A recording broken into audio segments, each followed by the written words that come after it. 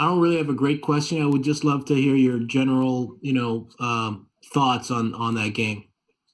Frustrated, Colin. I thought, we got off to a good start. I thought we were playing well. Thought we had some chances early. Give up the goal, long shot, make it 1-0. Thought we were playing pretty well after that. And then, the shorthanded goal just was the backbreaker in a lot of ways. You could kind of sense it. And, they got goals on their chances and we didn't. And, I thought we had more chances early in the game, but we could have got up 1-0 and we didn't do it. They make it 1-0. I thought we kept playing, draw a penalty. And again, like I said, we just, that shorthanded goal really was way too easy. And our power play obviously has to be fixed. They got a power play goal. Special teams really were the difference tonight, early on anyway. But listen, we kept competing right to the buzzer. I mean, it's not easy when you're down 4-0.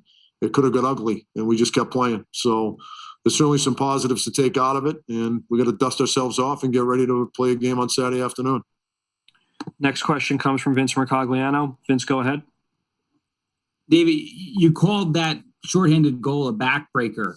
Are you troubled at all by the response to the adversity that the team seems to, I don't know if it's feel sorry for themselves or whatever it is, when stuff like that happens, that there wasn't much of a response and you guys don't come up with a goal the rest of the way? Yeah, I mean, obviously you want to stop the bleeding. We weren't able to do it. They were very opportunistic. And the problem right now is the mistakes we're making are too big. When we make mistakes, they're too big. And we've got to cut down on the level of mistakes that we're making. You're going to make mistakes in this game. Unfortunately, right now, the ones we're making are just too big. And we've got to clean that up in a hurry. Next question comes from Dan Rosen. Dan, go ahead. Yeah, David, in regards to those mistakes, sometimes you just need a goaltender to make a save, too, to clean it up. I'm not going to ask you to throw anybody under the bus here, but, I mean, how much do you put tonight on goaltending as well? Well, I think goaltending, defense, and forwards all share responsibility when a goal is scored. So I don't want to point the finger at Georgie, but their chances did go in, and ours didn't. So, and again, I thought there was a lull in the second where we didn't get a lot of chances once once they kind of made it 4-0. But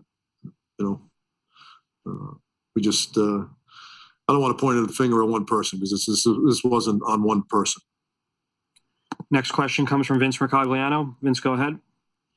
David, it looked like pretty early you moved Lafreniere down. You had Lemieux up. There were some changes. Why was that? And in particular with Lafreniere, was there an issue or a mistake that he made or anything like that?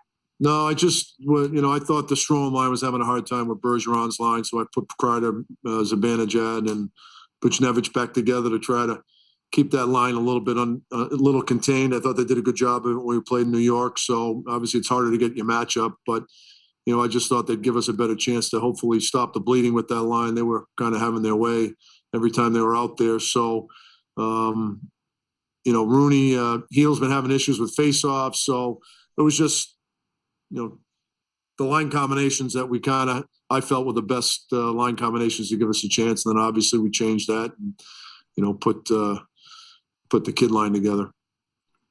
Next question comes from Rick Carpinello. Carpy, go ahead. Hey, David, unrelated.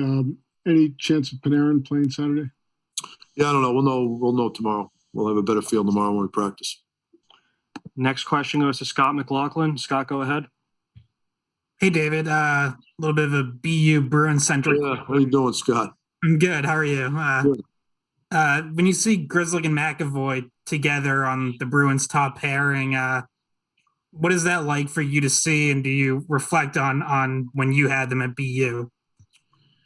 Yeah, I mean, early on, a couple of years ago, that sure happened when I saw them, but I'm so used to seeing them as Bruins, and me coaching the Rangers, not as much.